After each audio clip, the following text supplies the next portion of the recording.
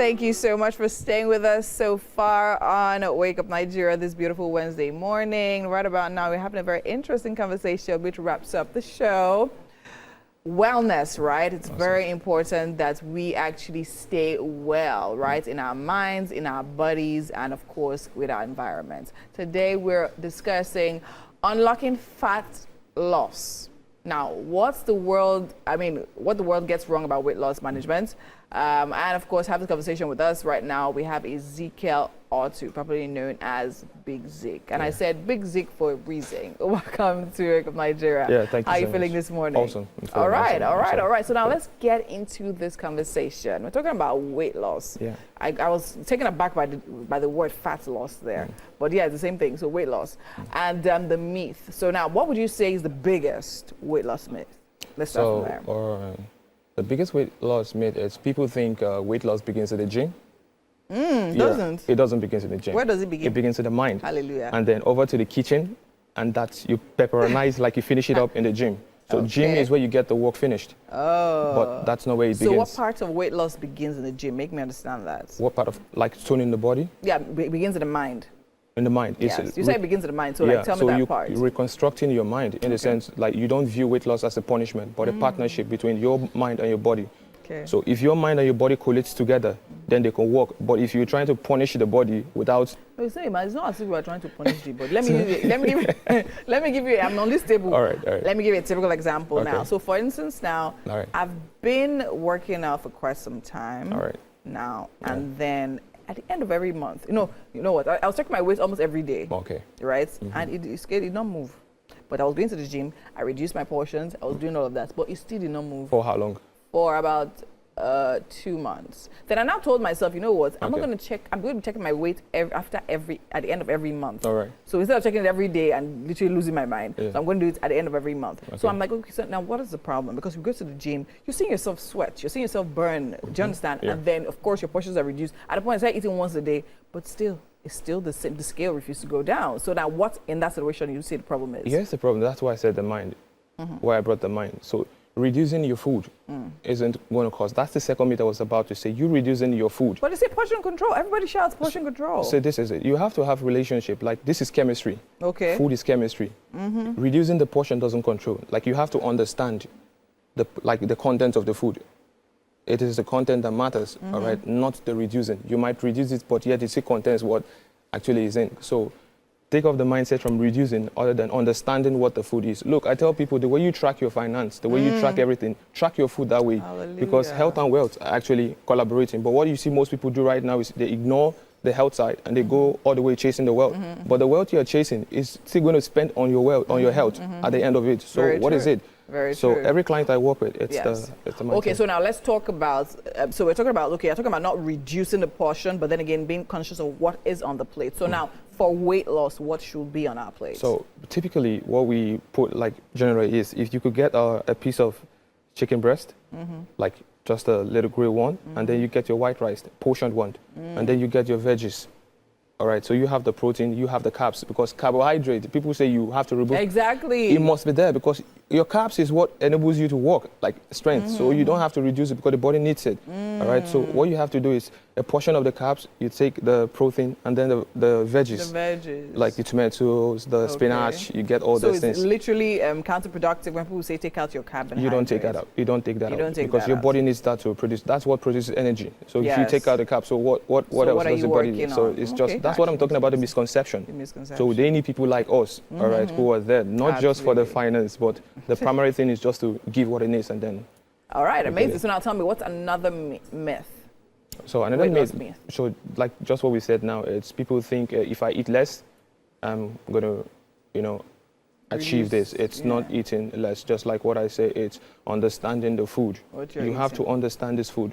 Your best place to be, it's to be in the kitchen. Like everything in the kitchen should tell who you are, all right? Like in Nigeria right now, we see a lot of people are ignoring the fact of, one example I use in food is this refined oil. You get me? That's the biggest problem, popularly known as groundnut oil. Okay. It's the biggest problem we have. If you check, people now, they fall in love with all this, you see, oily stew. When you see it so oily, that's what they love. But that's You're disaster. shedding our chef in the kitchen. No, yeah, that's disaster there. So what oils would you say we should use? Olive oils. Olive oil. Do you know how Avoid much, nut oils. Wait. Do you know Yeah. how much olive oil is? I think if you check, you want to think about the cost. Eating Yes. healthy is way more cheaper than that. cheaper than eating this. But I'm people telling actually you. think about it in the time because now you have to spend that money. I literally was in my olive oil now for 10 kg is 75,000 naira. And I bet you, even if you get that for a kg, you're just using a bare amount of them. Okay. But So we it think will we have last to for pour. long, Not okay, even for true. last. All your body needs is just a little part Just of a it. little. You don't Okay. need all. Like Okay. you don't So literally now need the you meals. don't like oily stew? Like me? Yeah. Whenever, ever since I became informed, I don't take oily stew anymore. your So stew doesn't even have I'm oil. presently with my aunt, spend Yeah. some time with my aunt. Even when she does it, she like this boy too they do. But getting to inform them that this is not what it is because the body stores this and at the end of it stores produces the fat. Okay, so which give us is- another one quickly. So Let's go. another myth here Yeah. is you have to like people think about sleep. People, you know when you hear about this when they say when you sleep 8 hours a day, they say you're lazy. You heard about it like you don't. Yeah, sleep is for the weak, bro. It's never for the weak. That's what the body needs. Sure. You need to understand. You know, my coach taught me this. I was so blessed when I got this. You don't know what your body. Like we call it the miracle that happens when you sleep.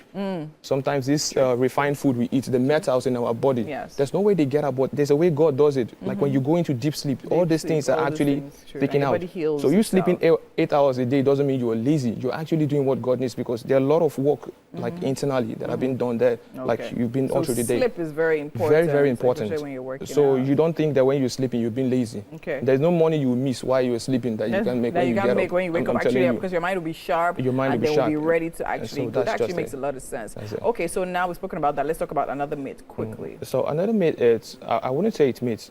Let me use this information. I wouldn't say it's myth. I want to talk about this and about cultural dysfunctioning, how the culture has embodied this embracing Orobo. Let me use Orobo. You get me? Yes. I love everybody out there. My family, I'm the only fitted guy in my family. Okay. I'm telling the truth. My dad, my mom, my younger ones, everybody. But that's the work I'm doing right now. You don't have to embrace it because that's what the culture says. Okay. So are you paying attention to the culture or you're paying attention to yourself in the next 20 years? Probably in the next 20 years, you want to be as fit as this and it because of your kids, because of your husband, because Yes. of your lifestyle you want to live. Yes. And so if we have to change our mindset that this is not about now, but about the future because nobody wants to put their kids in a situation where they have no mother to look after them. So no father to look after them. So this is what I use this to revamp your mindset. Your mind, So I'm not okay. doing it for now, but I'm doing it for the future. So Okay. don't care about what the culture says about this. So what you would so culture is one thing. Anyways, we need to literally get into working out now because you actually said it starts. I mean, in the mind, Yeah. then of course in the kitchen. So we're speaking about a little bit about mind, a little bit about kitchen. Now we have to do a physical, a little bit just to show us. Okay, fine. Someone that's trying to lose weight. Now this is something a simple routine you simple can actually routine. try to do in your house. So just one. Yes. And if you can follow this, not just doing it, we call it consistency. That's part of it. Yes, yes. If you could follow this, just jumping jacks in the house. Jumping jacks, Okay. literally, because it targets, it's a compound exercise. Okay, It targets every part everywhere. of, every Okay, part let's of the see. body. Let's see you All right right. there, right there. Show us some Awesome. jumping jacks, and then how many? I won't be jumping with you, dear. Yeah, and also you have to understand that on the part of weight loss, it's not a competition. You're not Yes. doing it for anybody. You're doing it for yourself. yourself. So it's on a pace. Okay. So okay. for someone who just is a beginner on it, I'll advise for beginners just 30 jumping jacks. just 30. Just 30 for a nice. beginner because Okay. I like growing people.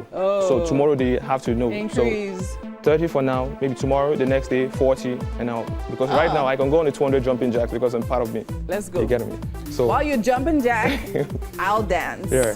So all you have to do is take a stance, which is opening your legs and help. So you take it up, you close, you take it down. So we go this. Up, down, up, down, up, down. So by this doing, you're engaging your quads, Okay. your abs, your hands, your shoulder, your back, like literally every part of your body. All right. And the best thing you might do is just get yourself some aerobic music and Okay. enjoy it. So let it don't feel like punishment, but you just enjoying yourself while you're working out. So literally Okay. doing this So for 30 dancing minutes. works too, because as long as you're enjoying yourself, right? That's what works. It's part So of give us exercise. something else. We need to actually see something. So jumping jacks, all right. So I want to switch things up because I don't like taking one routine for long. I get it. I So like variety. one of the most important part of the body to work is the lower body. Okay. All right, because it's target. So the next one I would like is the squat. Oh. Squat. So you position a little bit open, engage, and you sit. Like sit on the air. This is what we call punishment in our secondary school age. But they never knew they were training us. Right? They were training us. So you go down. You go. So when you come up, you're engaging your glute. Okay. I know the females like this part of the exercise a lot. Of course. So up and down you engage. Okay. Up, down you engage. So now there's something. So when I go to the gym, I see people do this a lot. They put the circular thing underneath their heel. Okay. So what does that do? So when you're working on this, Yes. when you put the plate, that's what we call the plate. Okay. So when it goes back to you, Yes. this is where you're targeting. Okay. But when you put it in front, they put it in front also. So when you put it in front, you're targeting your glute. So when it's in front, it's up here. So when you go down, more pressure is here. So when it comes to the back, it's You're here. targeting The parts. Okay. So that's part of Okay. it. And then when you put on the weights, when you add the weights to it, It so makes what it does more. that do? So like we increase the strength. Okay. Like strength training. So, but that is gradual process. When you're done with this, the body weight, and then you add up some weight. So how many squats would you advise for a starter? So on body weight for the start is 30. 30. As well. Okay, So you 30 increase. as well. Increase. Okay, what else? What of skipping? Do you think skipping does anything? It really works. So all these are aerobics. Yes. The aerobics. Yes. So they target. So Yes. increasing your blood pressure and then giving so aerobics, swimming, skipping, Swimming, dancing, doesn't cycling. have as much. So which would you say is the most impactful? So people talk about inclined walks. So what would you say is the most impactful when it comes to weight loss, particularly? I won't say anyone is impactful. You have to do all of them in in combination. Okay, combination. You don't do one and Because leave people are one. like, okay, you know what? When you do inclined works, it literally burns faster, and I mean, you get the results quicker and all. You know, everyone sharp. Remove. That's the problem. We don't want anything where they come quick, they leave quick. Quick. Yes, so you have to let it be something you walk towards. So when you see it as a journey, you embrace it. So you let's enjoy go. it. Let's go over to the kitchen. So you eat puff today. You eat puff. You want to eat puff. So we have to eat before, but I mean, the quantity of it. All right. Okay.